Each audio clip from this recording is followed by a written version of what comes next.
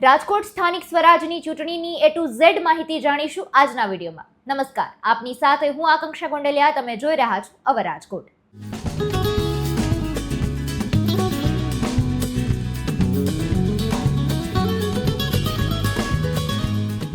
16 ફેબ્રુઆરીના રોજ ગુજરાતમાં એક મહાનગરપાલિકા, 66 નગરપાલિકા અને 3 તાલુકા પંચાયતની મળીને 2178 સીટ પર મતદાન યોજાયું હતું. રાજકોટ જિલ્લામાં પણ 16 ફેબ્રુઆરીના રોજ સ્થાનિક સ્વરાજની ચૂંટણીઓ યોજાઈ હતી. સવારે 7 થી સાંજે 6 વાગ્યા સુધી મતદાન થયું હતું, જેમાં જસદણ, જેતપુર, નવાગઢ, ધોરાજી, ભાયાવદર અને ઉપલેટા એમ થઈને કુલ 5 નગરપાલિકાના 42 વોર્ડમાં 161 બેઠક માટે મતદાન યોજાયું હતું.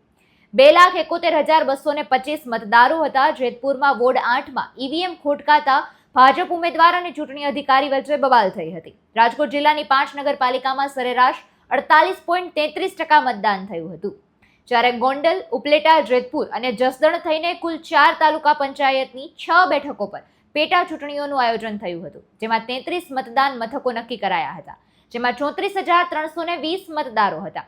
5 નગરપાલિકાના 205 તો 4 તાલુકા પંચાયતની પેટા ચૂંટણીમાં 20 સંવેદનશીલ મતદાન મથકો હતા. બંને થઈને 225 સંવેદનશીલ મતદાન મથકો ઉપર ખાસ તકેદારી રખાઈ હતી. નગરપાલિકામાં સરેરાશ 47.89% કુલ મતદાન કરાયું હતું. જસદણ નગરપાલિકાની 28 બેઠક પર 29.99% મતદાન થયું. જેતપુર નવાગઢ નગરપાલિકાની 44 બેઠક પર 27.92% મતદાન નોંધાયું.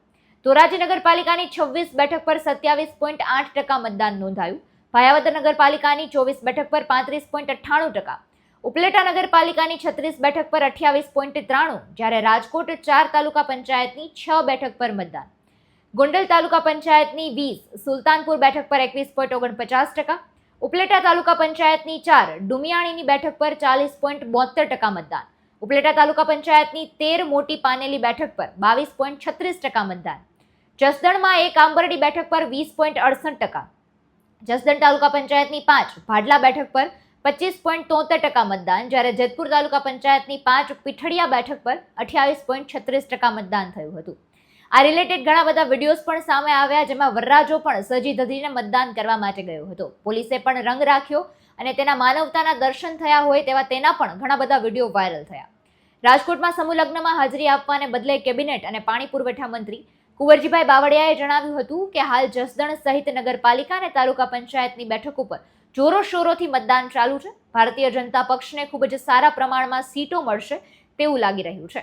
આમ તો બધે મતદાન યોજાયું હતું અને આનું પરિણામ 18 તારીખે જાહેર થશે. ઘણા બધા સમાચારો પણ સામે આવ્યા હતા. જો કે હવે પરિણામ કઈ દિશામાં જશે એ વિશે તમે શું કહેશો એ કમેન્ટમાં જણાવજો. અવર રાજકોટના પેજને લાઇક, શેર અને સબસ્ક્રાઇબ કરવાનું ન ભૂલતા. નમસ્કાર.